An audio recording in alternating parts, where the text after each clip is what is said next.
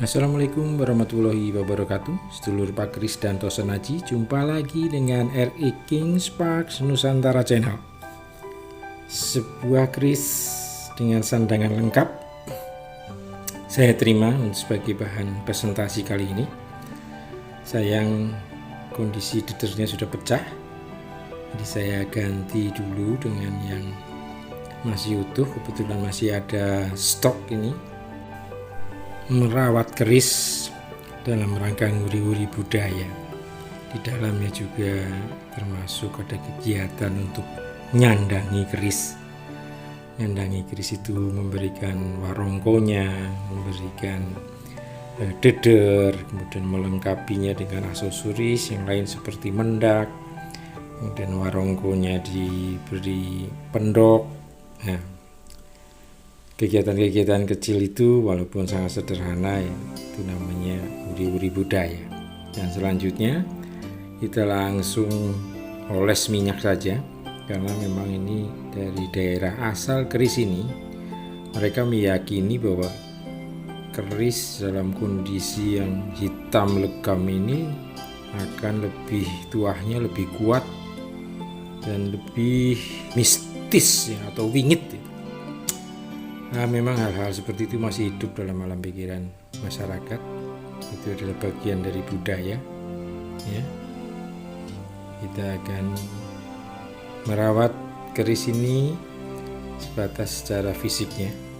Jadi kita jangan menyia-nyiakan peninggalan leluhur.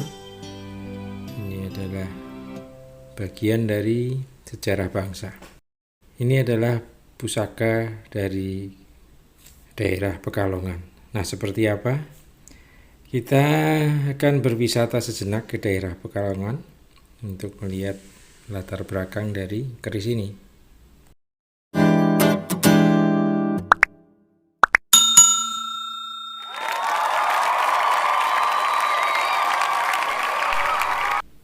Pekalongan adalah bagian dari Provinsi Jawa Tengah yang letaknya di pantai utara Pulau Jawa yang berbatasan dengan Laut Jawa di sebelah utaranya ya. Jadi Pekalongan ini berada di jalur Pantura antara Jakarta dan Semarang. Pekalongan jadi salah satu kota yang sangat sibuk karena aktivitas masyarakatnya biasanya memang daerah transit atau daerahnya dilalui lalu lintas kendaraan, lalu lintas manusia, lalu lintas barang. Itu memang kondisinya akan jauh lebih bagus dan lebih cepat perkembangannya. Seperti halnya Pekalongan ini. Di sanalah ada sebuah tempat pelabuhan ikan terbesar di Indonesia, dan selain itu kegiatan utama mereka sangat terkenal yaitu batik. Macam-macam batik di kota Pekalongan yang bisa kita nikmati sekarang ini ya, coraknya seperti ini. Ini adalah ciri khas dari kota Pekalongan itu sendiri yang menjadi mata pencaharian utama bagi mereka yang bergelut dalam bidang batik ini. Jadi memang Pekalongan ini menjadi kota yang sangat istimewa karena kehadiran batiknya ini. Batik menjadi sebuah industri yang sangat besar di Pekalongan ya. Jadi memang ini mungkin dari turun-temurun mereka sudah dijalankan seperti itu, dan sehingga kemakmuran rakyat di Pekalongan juga sebagian ada yang tergantung dari kegiatan batik ini. Demikianlah sekilas tentang Pekalongan. Kita akan melanjutkan pembahasan pada dapur dari keris ini.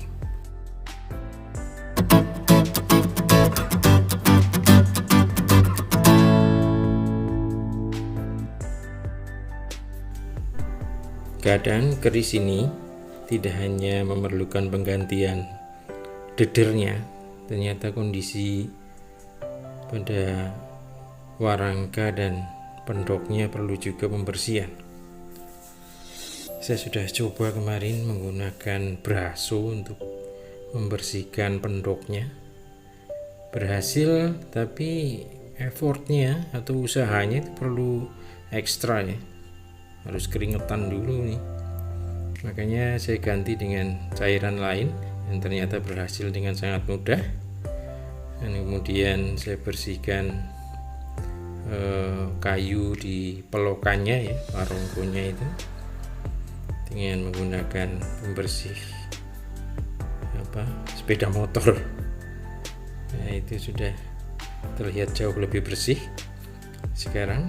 Jadi kondisinya sudah kelihatan sangat segar, enak dilihat, dan lebih indah.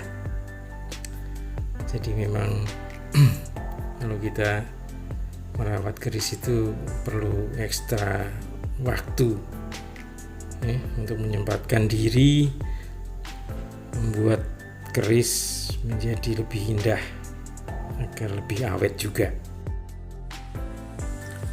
Sedulur Pak Keris dan Tosanaji, seperti biasa kita akan mulai membahas keris ini dari dapurnya terlebih dahulu ya.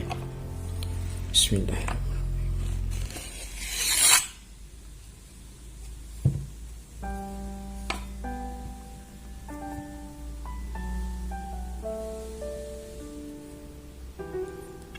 Keris lurus,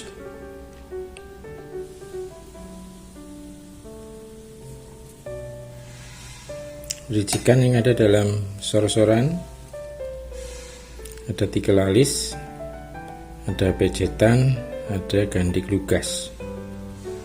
Selain itu tidak ada. Maka ini disebut sebagai keris dengan dapur tilamupih. Tilamupih tentang keluarga yang bahagia sejahtera sebagai landasan hidup setiap anggota keluarganya, sehingga dia bisa menapaki kehidupannya dengan lebih maksimal, dengan lebih baik. Ketenangan hidup seseorang ditentukan dari bagaimana situasi keluarganya. Tilamupih juga disarankan oleh salah seorang wali songo, yaitu Kanjeng Sunan Kalijaga, kepada murid-muridnya bahwa dapur tilamupih adalah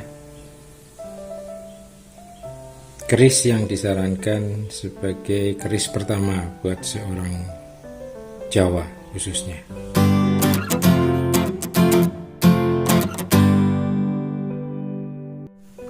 Sedulur Pak Keris dan Tosanaji, kita masuk pada pembahasan tangguhnya. Seorang senior menangguh keris ini sebagai keris Tuban. Memang kalau kita melihat literatur yang ada, jadi keris Pekalongan ini ya, itu berasal dari atau terkait dengan adanya seorang empu yang bernama Suratman. Empu Suratman ini berasal dari Tuban. Nah, ini ada beberapa versi tentang Empu Suratman ini, kedatangannya ke Pekalongan. Tapi ada salah satu versi yang saya ingat bahwa Empu Suratman ini adalah anak dari seorang empu yang bernama Empu Kuwung. Seingat saya, Empu Kuwung ini adalah salah seorang anak dari empu sepuh yang bernama Empu Manca. Beliau berada di telatah atau masa Pajajaran yang waktu itu. Jadi pada saat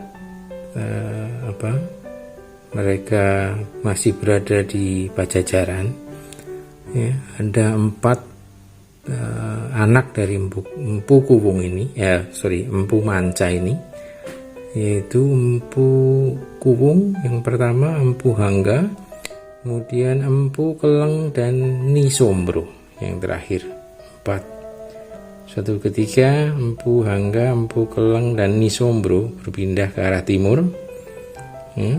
Kemudian Empu Kuwu ini menurunkan beberapa anak, diantaranya adalah Empu Suratman ini, yang kemudian melanglang buana, berpetualang ke arah Pekalongan, sebelah utara Pulau Jawa ini ya. Nah, kalau kita melihat pada ciri-ciri dari keris ini, memang dari gandiknya ya, dari gandiknya Pasikutan, saya juga melihat dari stupan itu, ini dari bentuk ininya.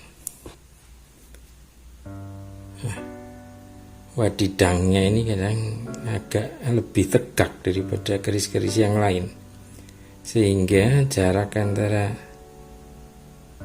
sisi belakang dan gandik ini seperti mengerucut tapi agak tegak, bentuknya khas sekali. Makanya kalau kita melihat tangguh tuban dari bentuk ininya sudah kelihatan ya, itu kalau menurut saya. Tapi saya entah referensi berdiskusi dengan senior, memang betul dari ciri-ciri yang ada di dalam keris ini, maka rujukannya paling kuat adalah tangguh tuban. Dan berdasar pada empu yang membuatnya, yaitu Empu Suratman, memang beliau hidup pada masa Tuban ya. Masa-masa Tuban itu memang mengalami masa dari Majapahit ya, itu ceritanya Tuban. Tuban itu mulai tercatat dalam sejarah itu setelah seorang adipati dari kerajaan Majapahit ada di sana, yaitu Ronggolawe. Nah, dari situlah perjalanan sejarah Tuban mulai dicatat. Dan masa-masa itu adalah masa di mana pembuatan keris juga dipengaruhi oleh eranya ya. Jadi era Tuban tapi pada masa Majapahit juga memiliki gaya-gaya Majapahit, dan tidak berhenti hanya sampai era Majapahit ya, kemudian ke eranya sampai dengan Mataram ya, Mataram. Jadi kadang ada orang menyebut satu keris itu dengan sebutan Tuban Mataram. Nah, itu dia, Tuban Mataram. Jadi keris tangguh Tuban yang dibuat pada era Mataram. Nah, itu tetap tangguhnya tangguh Tuban, tapi gayanya ya, atau eranya itu era zaman Mataram. Jadi Mataram, dari mulai Mataram Islam ya, Mataram Islam awal Senopaten, kemudian masuk ke Sultan Agung, Kartosuran, Surakarta, kemudian masuk ke Nom-Noman. Nah, perjalanan sejarah Tuban ini memang sangat luar biasa. Jadi hampir pada setiap era dia ada, dan memang kebanyakan keris Tuban itu keris lurus. Sangat jarang kita jumpai ada keris Tuban yang bergaya berkelok ya, atau berluk, jarang sekali. Nah, nanti kita akan melanjutkan pembahasan kepada pamor yang ada dalam keris ini.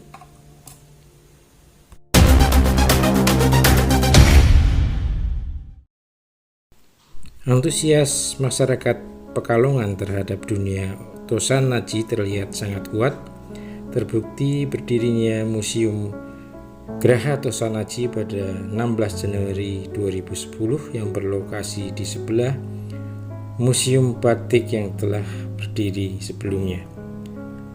Kegiatan yang terkait dengan Tosanaji banyak dilakukan seperti bursa, pameran, dan yang paling menggembirakan dari semua itu adalah adanya kegiatan sosialisasi Tosanaji kepada para siswa sekolah sebagai proses nguri-nguri budaya dan regenerasi. Adanya Museum Tosanaji ini tentu saja menjadi aset pariwisata yang menambah variasi destinasi wisata di Kota Pekalongan. Sedulur Pak Keris dan Tosanaji, kembali kepada keris ini kita akan membahas tentang pamornya. Seperti yang terlihat, pola pamornya seperti koin yang bertumpuk-tumpuk. Di sebelah sisi-sisi pamor yang di tengah ini ada garis yang membungkus seluruh bilah. Di Pekalongan ada dua macam pusaka yang menjadi piandel bagi masyarakat Pekalongan, yaitu yang bernama keris Suratman. Keris Suratman ini ada dua macam, yaitu Suratman Ketip dan Suratman Letrak.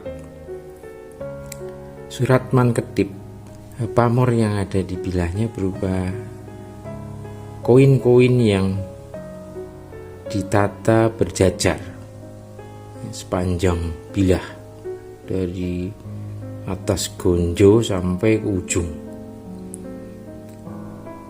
Kalau Suratman Letrak, pola pamornya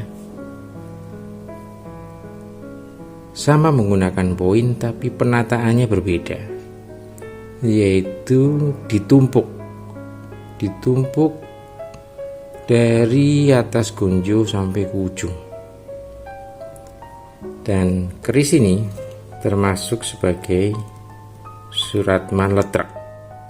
Pusaka ini diyakini sebagai pusaka yang mendatangkan kerezekian. Simbol-simbol atau pola pamor berupa koin yang berderet dan bertumpuk pada keris Suratman itu bermakna atau merepresentasikan rezeki atau harta yang selalu berderet menumpuk tiada habisnya. Sehingga memang ini secara filosofi pegangannya atau piandelnya seperti pengusaha ya, untuk pemimpin perusahaan sampai ke mungkin general manager ya, seperti itulah. Ini adalah pegangan para juragan yang ada di Pekalongan ya, terutama juragan-juragan batik yang banyak ada di sana. Biasanya mereka menyimpan pusaka jenis Suratman, baik ketip maupun letrak. Dan pusaka ini dapurnya biasanya memang lurus ya, antara brojol, tilam upih, nah semacam itu. Dan mereka, kebiasaan mereka menyimpan keris itu hanya wilahan saja, jadi tanpa ada warongkonya. Mereka simpan di dalam kotak ya. Ya makanya kita lihat ya, ini walaupun dikasih warongko tapi ini tampaknya bukan tempatnya. Kita lihat itu, jadi kemungkinan besar ini dulunya juga memang tidak ada warongkonya, tidak disandangi. Jadi mereka menyimpannya berupa wilahan saja, kemudian dipasangkan dengan keris lain, misalnya brojol ya, atau tilamubih, dan mereka cenderung untuk tidak membersihkan minyak-minyak yang ada, jadi dibiarkan hitam legam melekat, semua minyaknya ada di sana, karena dipercaya jika semakin hitam semakin terlihat wingit dan tuahnya jadi makin kuat. Kepercayaan mereka seperti itu.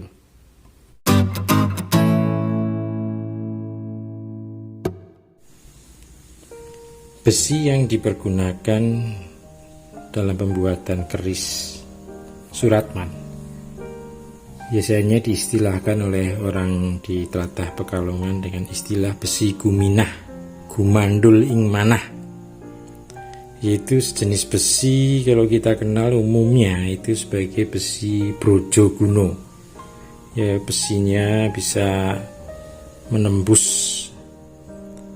logam ya, jadi sering dimainkan dengan menancap koin. Suratman Ketip.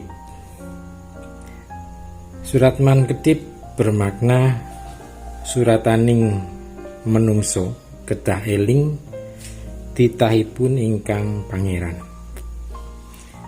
Jadi harapan kehidupan manusia yang sudah tersurat akan berkah harta benda duniawi. Jadi maknanya bahwa harta dunia, kebendaan itu memang sudah jadi berkah buat manusia. Tapi ada kearifan Jawa lagi yang lain yang berbunyi menungso iku kudu luwih saka bandane. Dan itu mengingatkan kita bahwa janganlah manusia sampai kehilangan jati dirinya hanya karena harta benda. Bahwa harta benda itu sejatinya kan hanya titipan yang tidak akan dibawa saat kita meninggal. Itu makna yang disiratkan di sana.